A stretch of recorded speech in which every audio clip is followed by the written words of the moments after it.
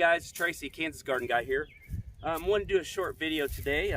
If you look, you can see our red Norland potatoes are dried and ready to be dumped. So we're going to dump these. Hopefully this year we get a little better yield than we did last year. We had one bucket that had a good yield. The rest of them were some of them were rotted. It had a lot of rain last spring. Luckily, we had a little bit of rain, got these things bushed up, and then we got, the last 2 weeks, we've gotten 90-degree weather. So this stuff was pretty dry, so hopefully these things come out. Let's see what we got.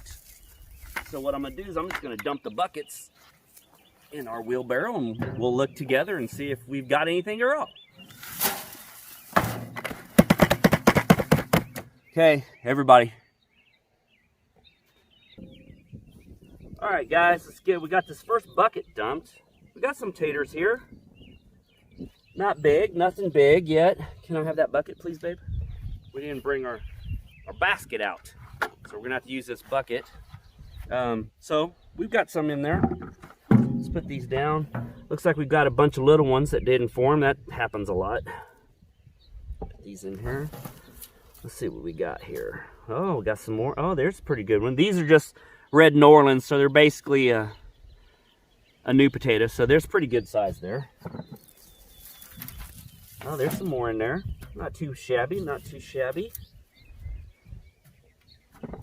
Let's see. And that's one of the smallest buckets. Only had, looks like only had 2 seed potatoes that came up out of that bucket. So let's see here. Let's go around here. There's another little one there. I like this bucket idea because for one, it's easy cleanup. I don't have to dig in the ground. And for two, 0 potato bugs. None, nada, zilch potato bugs this year. So, which is phenomenal. Okay. All right, that's one bucket down. Let's grab another one. I'm not gonna make you guys watch every bucket because it's gonna take forever. We'll go ahead and fast forward through some of it, and then we'll show you what we got at the end. Let's dump this second one. I see some potatoes. There's one there. There we go. Now we're getting some potatoes. Not a whole lot. I said there's only, look like maybe 2 or 3 plants came through. Looks like 3. I put 4 to 5 pieces in each one of these this spring, and sometimes they don't come up. There's a good one there. Sometimes they don't come up, sometimes they do. I mean, when you raise them in buckets like this, you're not getting a whopping crop. You know, there's a lot of little potatoes in here that did not come about, but that's always, it seems like in this bucket farming, this always seems to be this way.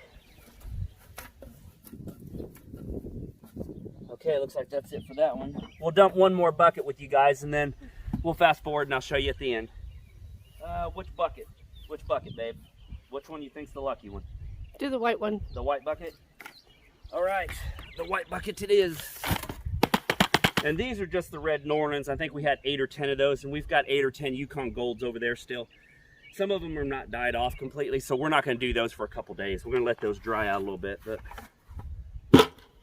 All right, let's see what we got in here. Oh, got a couple big ones. See, got a lot of tubers.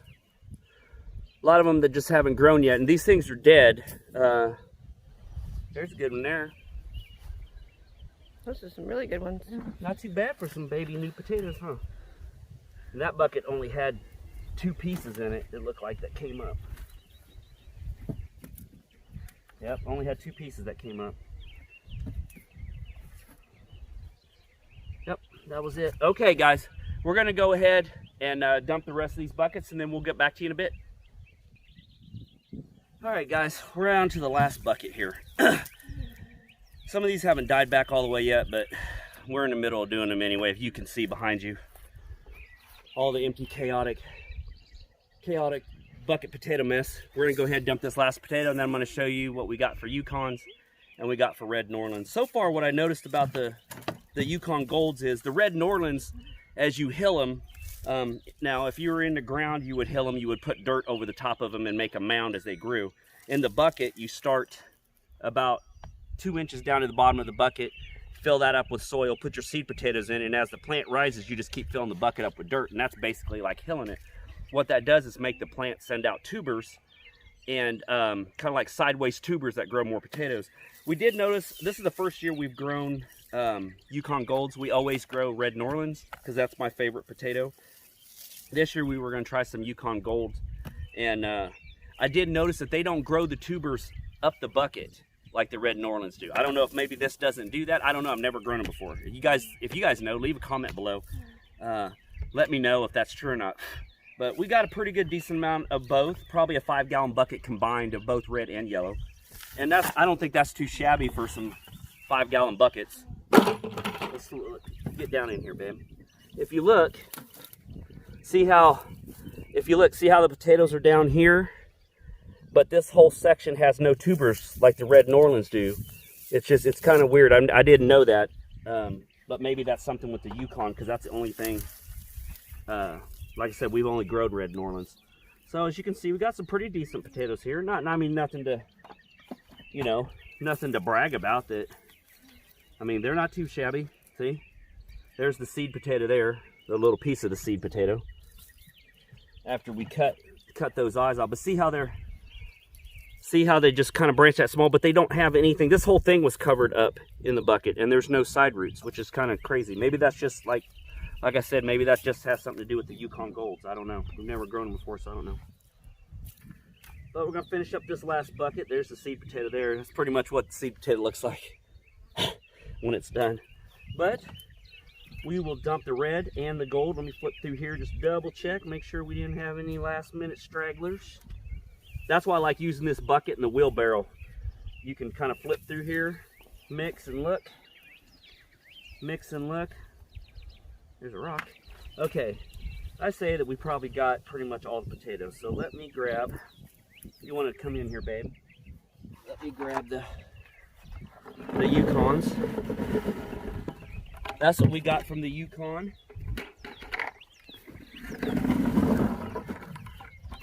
And that's what we got from the Red Norlands. So I don't think that's too shabby of a haul for about $3.50 worth of seed potatoes from the hardware store.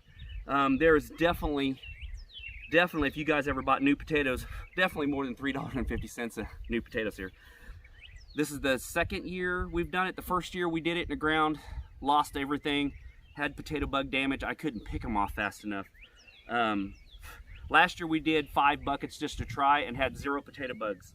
This year we did 20 buckets to try and had 0 potato bugs.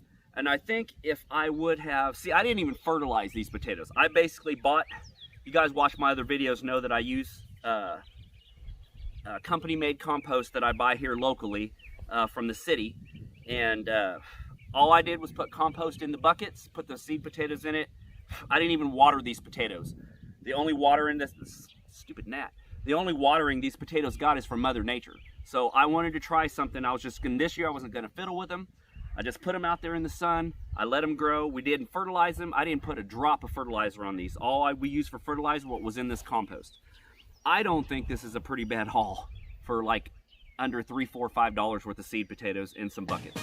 Once again, guys, thanks for watching my channel. If you are a subscriber to my channel, thank you so much. We appreciate it. That helps me know that I'm showing the content you guys like. And if you're not a subscriber, please think about subscribing or sharing with your friends on Facebook or any other platform.